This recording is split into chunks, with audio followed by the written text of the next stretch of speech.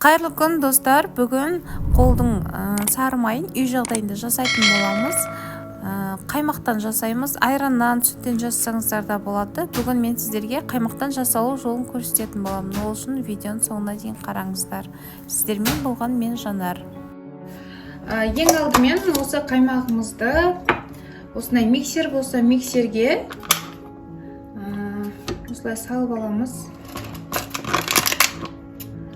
Менде ауылдан көбірек қылып алып қойған болатынмын.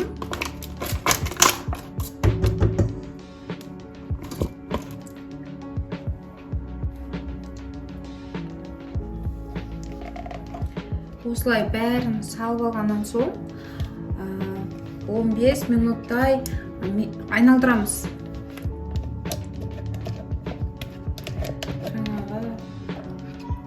Су шыққанша майлылығымен су бөлініп шығады.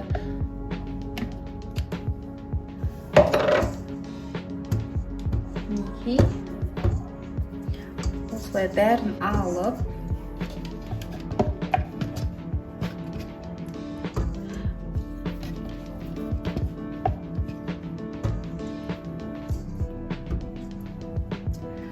бөліп алдым. Енді миксерімізді қосатын боламыз.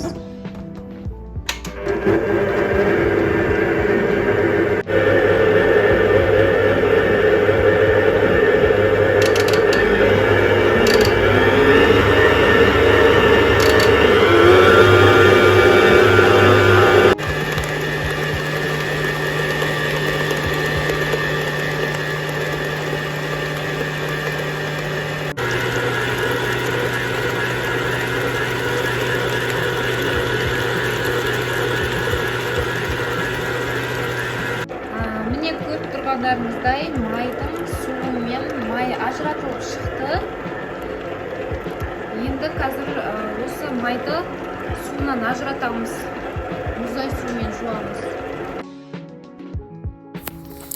Ал енді қыздар, біздің суымыз салқын болу қажет.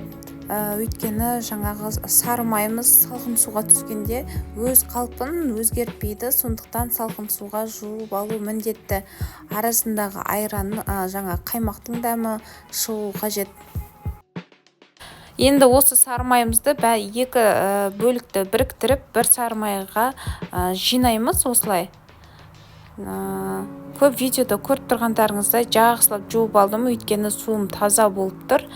Ары қарай бөлек ыдыс қалып, тұзымызды салып, жақсылап араластыратын боламыз.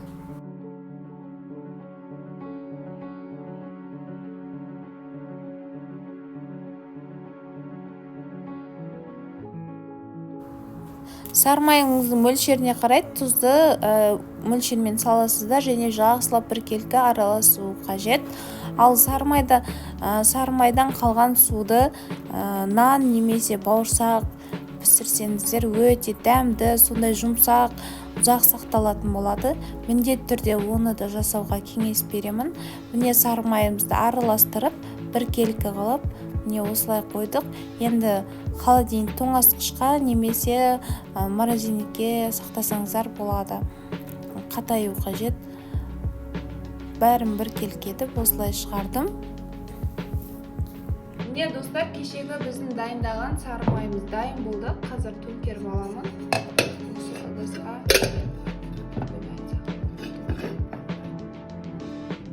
Міне біздің сары майымыз осылай шықты. Сіздерге ұнаса лайк басып, тіркеліп алуды ұмытпаңыздар. Қолдың сары майына не жетсін, таңғы асқа балалармен ыстық нанмен тартсаңыздар өте дәмді ас болсын. Сіздермен болған мен Жанар.